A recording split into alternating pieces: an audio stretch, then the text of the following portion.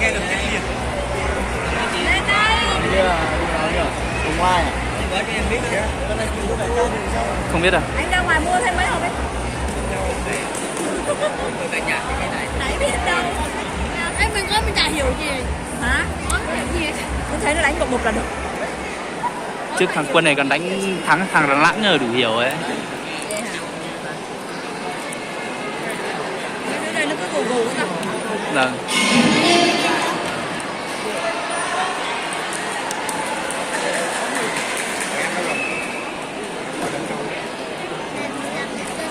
bây giờ ây da Con chưa à? đá chân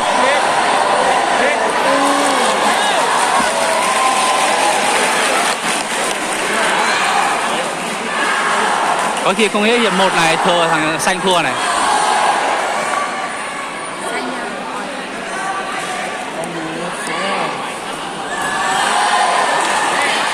À, tay nhanh phết.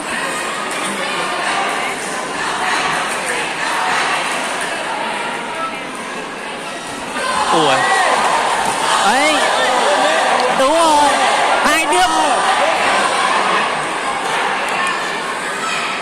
Cố lên quá đây.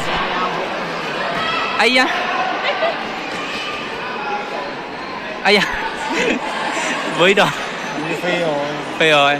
Mấy đòn. Trời ơi. Mấy phát trụ nữa này, mấy phát trụ xuống này. Mấy phát trụ xuống này. Anh kia mỏng người quá. Đấy, bây giờ ông bắt đầu tìm vào bụng đánh này.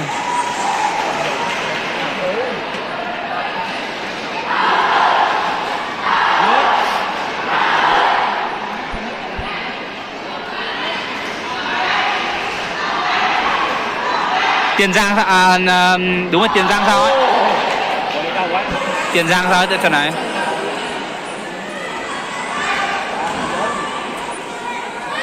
Đánh hết quá đây. Có, vẫn nghe.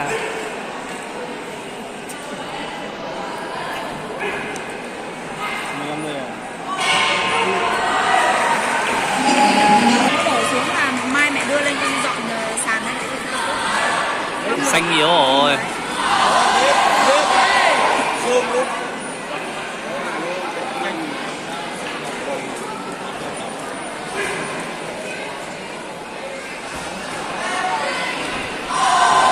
Hai thằng lên gối. Phê rồi, phê. Phê rồi, phê. Ơi dồi. Phê rồi. Ơi dồi.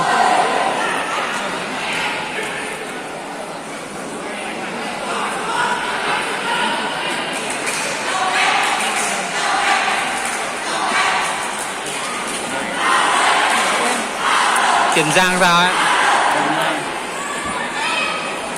Ủa, một quả đã dụng là này, à, 2 quả đã dụng là này. Đấy.